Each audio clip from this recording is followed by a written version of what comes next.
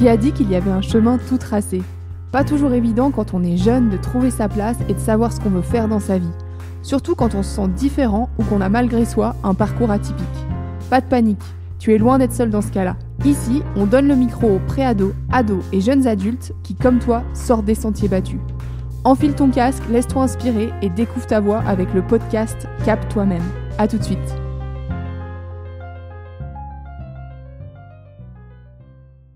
Hello Daniel. Salut.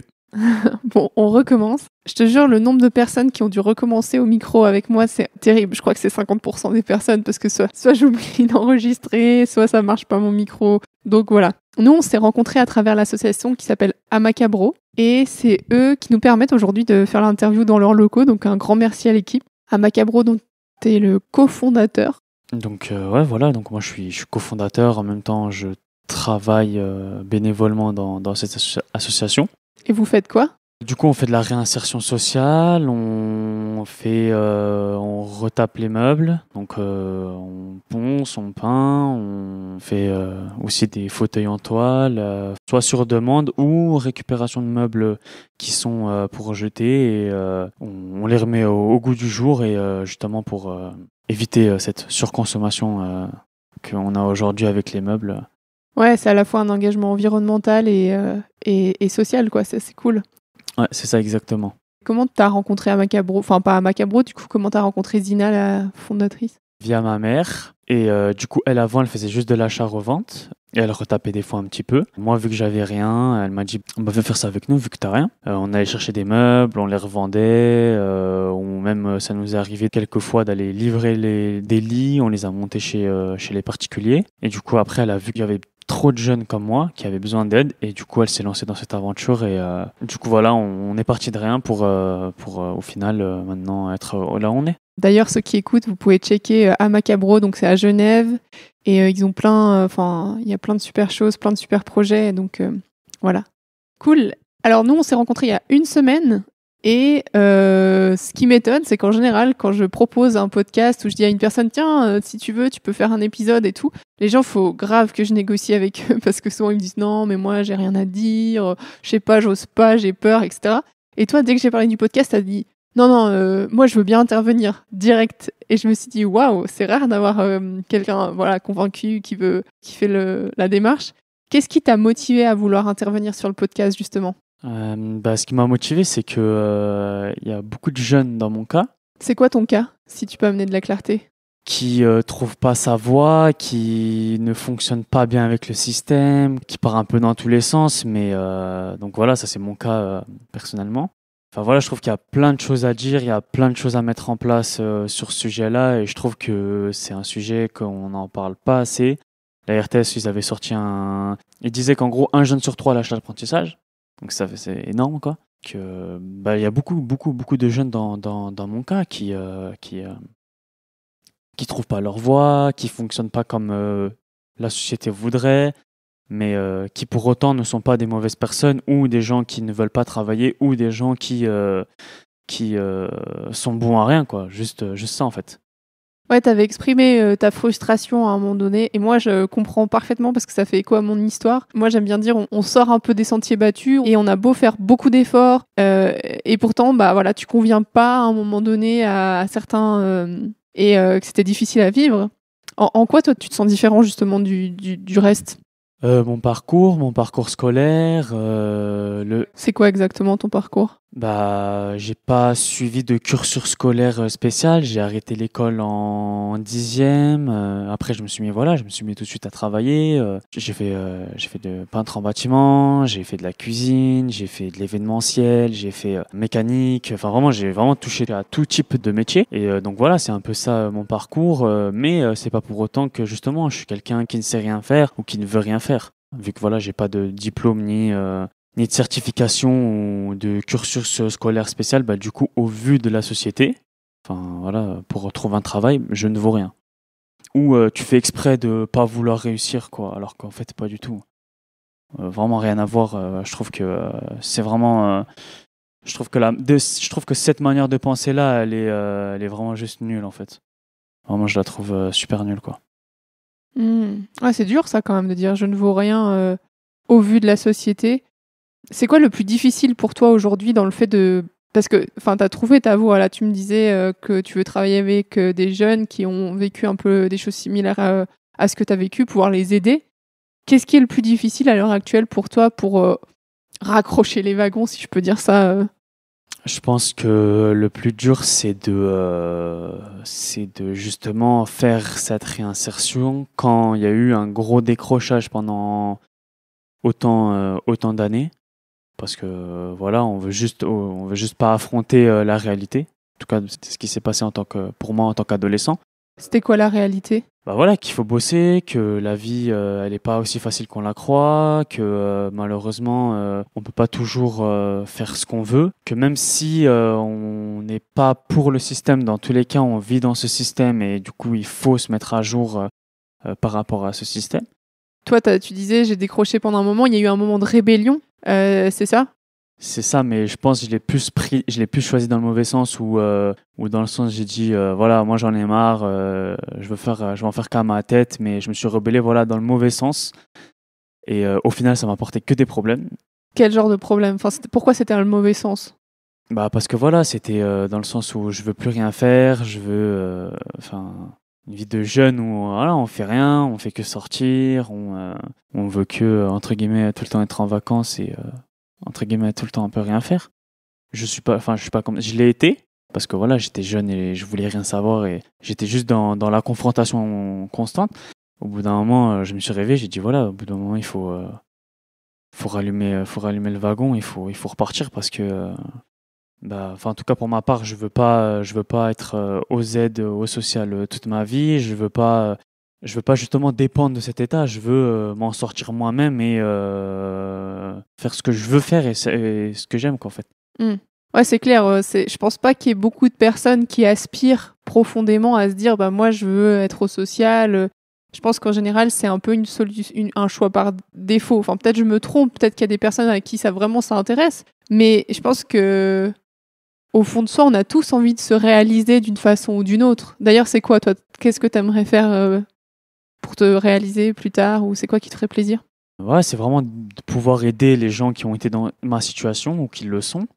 On dit tout le temps, on veut pas se plier au système, mais si on fait rien pour sortir du système dans le sens où, voilà, peut-être monter sa boîte, monter son association, dans tous les cas, on doit se conformer au système parce que on n'a pas le choix, parce qu'on doit manger, on doit un appartement, une voiture, En fait, à ton âge et puis un peu avant, ce que j'aurais aimé, c'est que quelqu'un me montre les voies, parce que moi aussi j'étais genre la rebelle, allez vous faire foutre en gros, c'était ça que je pensais. Et puis je me démerderais toute seule, de toute façon vous êtes trop cons, vous comprenez rien. Et c'était pas genre vous comprenez rien, mais c'était juste vous comprenez pas qui je suis en fait, vous comprenez pas comment moi je vois la vie, etc. Et ça c'était difficile. Mais le problème c'est que on m'a pas proposé les côtés cool, mais les contraintes aussi. Et ce qui fait qu'en fait j'ai fait la rébellion, mais sans voir toutes les contraintes que ça allait créer. Parce que créer sa voie, faire son propre sentier, justement, ça demande tellement d'énergie. De lutter contre... Enfin, pas de lutte... Ouais, si, j'étais un peu en lutte, mais d'aller contre un système, de pas aller dans le même sens, et ça demande beaucoup, beaucoup d'énergie. Et ça, des fois, on n'a pas assez conscience de toutes les contraintes. Il y a quelqu'un qui dit... je sais plus qui c'est, mais en gros, la liberté, c'est de pouvoir choisir les contraintes qui nous inspirent. Et moi, c'est ce que je souhaite à chacun, quoi. Ouais, c'est ça, j'ai été clairement dans le même cas, juste dans la rébellion, allez vous faire foutre, je veux rien entendre en fait. Et en fait, je trouve que c'est pas comme ça qu'il faut agir parce que ça nous apporte plus de contraintes que d'options pour la vie. Et justement, moi aussi, j'aurais aimé que quand j'étais un peu dans cette phase-là, qu'on me dise, regarde, voilà, tu as toutes ces solutions, mais tu as aussi toutes ces contraintes derrière. Donc maintenant, j'en paye un peu les pots cassés. Mais voilà, je m'apitoie pas sur mon sort ou juste je me dis maintenant j'ai plus le choix, je dois bosser, je dois avancer et puis de toute façon ce qui était derrière moi c'est derrière moi. Si je fais que remuer le passé, je vais jamais avancer et au bout d'un moment c'est à moi, je veux moi créer mon sentier, quitte à à galérer pendant des années, mais au moins j'aurais fait mon sentier quoi. Et du coup, tu disais là tout à l'heure, des fois c'est comme si on avait moins de valeur que les autres parce que justement on n'a pas fait la voie royale, la voie normale, voilà. Sur quoi tu te bases pour dire ça ? T'as eu des expériences qui t'ont un peu fait penser ça ou comment tu Comment tu vis ça? Bah, je le remarque déjà au niveau de la recherche d'emploi. Donc déjà ça, quand on recherche un emploi, donc voilà, si on n'est pas diplômé ou bah on va pas aller bien loin. Au vu des gens, des retours que j'ai pu avoir, parce que même ce qu'on m'a dit à l'école, ce qu'on m'a beaucoup répété à l'école, voilà, si tu vas pas à l'école, tu vas finir, ouais, tu vas finir éboueur, enfin moi c'est ce qu'on m'a dit. Je trouve d'ailleurs ça très insultant parce que sans ces personnes-là, bah la société aujourd'hui elle serait pas comme elle l'est. C'est pas parce qu'on n'a pas fait doctorat ou je ne sais quelle grande étude qu'on n'a pas de valeur. Et enfin voilà, je trouve ça dommage qu'il y ait cette sorte de hiérarchie où si on est en bas, on est un peu bon à rien, on va être mal vu. Et si on est en haut, bah on va être super bien vu et tout le monde va vouloir être à nos côtés, quoi. Et tu disais à un moment donné que bah, tu as décroché l'école, ce qui fait que quand tu as décroché l'école, bah, après tu as commencé à faire des rencontres où tu sortais beaucoup, etc. Et finalement, c'est l'aide de ta famille qui t'a permis de t'en sortir. Et toi, ce serait quoi ton conseil à un jeune qui est en train justement de rentrer un peu dans cet engrenage ou qui est dans cet engrenage? Qu'est-ce que tu lui dirais? Franchement, je dirais qu'il est normal en fait, qu'il n'est pas différent des autres, qu'il y en a plein dans son cas et que c'est une phase et que voilà, ça va passer. Après, voilà, faut faire aussi la part des choses, hein, parce que moi, quand j'étais dans cette phase-là, j'ai pas fait la part des choses, justement, j'étais en totale rébellion. Et de lui dire que, bah, malheureusement, c'est pas en se rebellant de cette manière-là que ça va faire bouger les choses, ça va plus le contraindre qu'autre chose. Et qu'après, voilà, faut juste croire en tes rêves, que tu es sûrement quelqu'un de génial, qui a un beau parcours et qui a plein de rêves et qui a envie de faire plein de choses. Et que franchement, moi, je te dirais, c'est fonce, essaye. On te dit, oui, peut-être prends pas cette voie, elle est peut-être pas sûre pour l'avenir, ou peut-être mal payée, mais si toi tu veux la faire et si c'est ce que t'aimes, va dans cette voie. Juste, te contrains pas à ce qu'on te dit d'être ou de faire. Oui, tu es différent, on est tous différents, et dans tous les cas, faut l'accepter, c'est comme ça. On a des difficultés chacun, et c'est pas parce que il est comme ça que c'est quelqu'un de mauvais, un moins que rien, ou voilà, forcément il y a un jour ou l'autre il va se réveiller, et puis là, il va sûrement épater plus d'un. Donc moi j'étais dans cette situation-là, quoi. Ouais, parce que toi, clairement, bah, là, t'es sur ta voie, en fait. Tu la commences. Alors, c'est vrai qu'elle prend pas la forme courante, mais en attendant, tu te dis, moi, mon rêve, c'est de pouvoir accompagner les jeunes qui sont dans la même situation que moi. Bah, là, t'as cofondé Amacabro, c'est quand même un truc énorme, une association. Tu continues à œuvrer au sein de cette association. Tu fais des recherches d'emploi, de formation aussi dans ce sens-là. Tu travailles avec ta maman, qui travaille aussi avec les jeunes, les enfants, qui ont aussi des manières d'être plus atypiques, si j'ai bien compris, c'est ça? Oui, c'est ça exactement. Donc tu fais plein de choses dans cette direction, quoi. Moi, l'impression que j'avais, c'était que y avait la Terre, et qu'en fait, moi, j'étais un poisson, et que je m'étais retrouvée sur la Terre. Et en fait, du coup, bah, c'était hyper compliqué pour moi de capter, de réussir à me dire, putain, mais comment les autres, ils avancent aussi vite, puis moi, j'y arrive pas, et tout. Mais le jour où toi, tu retrouves la mer, où tu retrouves je sais pas, si t'es un oiseau, tu retrouves le ciel, et bah, en fait, tu vas phosphorer. Mais c'est juste que les conditions qu'on t'a proposées, elles sont tellement restreintes que t'as peut-être pas encore trouvé le milieu ou la façon de faire qui soit la meilleure pour toi et qui puisse valoriser au maximum ton potentiel. Et de garder la foi à ce niveau-là, quoi, c'est clair. Tu vas la trouver. C'est vraiment exactement ce que je pense, parce que moi, voilà, je prends le cas de certains amis à moi qui, au jour d'aujourd'hui, sont diplômés ou même qui sont à l'université et qui, voilà, ont le même âge que moi, donc 20 ans. Et moi, je me dis, mais merde, quoi, j'ai 20 ans et j'ai l'impression enfin, c'est l'impression que j'ai d'entre guillemets rien avoir accompli de concret. Donc voilà, pas de certification, alors que voilà, en 4 ans, j'ai pu expérimenter beaucoup plus de choses qu'eux, beaucoup plus variées. Mais voilà, comme on revient à chaque fois, vu que j'ai pas cette certification-là, et entre guillemets, on n'a pas de valeur au vu de la société, quoi. Oui, parce que la valeur, il y a ce qui se voit à l'extérieur, mais on n'est pas encore capable de voir toute la richesse que toi, tu as pu développer à l'intérieur avec tout ce que tu as fait, tous les parcours, toutes les remises en question aussi, j'imagine. Enfin, que c'est pas facile, c'est jamais facile de se retrouver dans le doute, de se retrouver dans une position telle que toi, ça a été. Et d'ailleurs, qu'est-ce qui a fait que tu es passé par là? Est-ce que tu es né différent? Est-ce que c'est des circonstances de vie? Comment ça s'est passé pour toi? Moi, je pense qu'il y a un peu de tout, que voilà, on marche pas forcément comme les autres, et que aussi peut-être qu'on ne veut pas marcher comme les autres.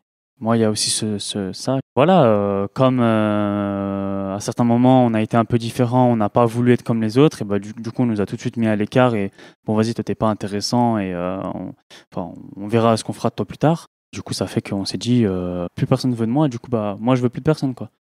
Ouais. Un peu le loup solitaire, quoi. Si vous voulez pas de moi, c'est pas grave, je m'en fous, je vais me démerder tout seul, je veux pas de vous. Ouais, c'est ça, et c'est ça un peu dans ce sens-là, quoi. Ok. Il y avait une question qui m'était venue juste avant par rapport. Ah oui, c'est ça. À ton avis, quand tu disais je veux pas marcher comme les autres, c'est quoi que tu rejettes d'une certaine façon? Parce que je la comprends, hein, cette partie, mais en fait, j'ai pas envie de faire comme vous, quoi. Bah, je trouve ça un peu, enfin, pour ma part, je trouve ça ennuyant, en fait. C'est quoi que tu trouves ennuyant en particulier? Enfin, la répétition, tu dis? Il y a autre chose ou? Ouais, la répétition et justement obligatoirement devoir suivre ce cursus-là de bon bah voilà, tout le monde a la matu, bah moi faut que j'ai la matu quoi.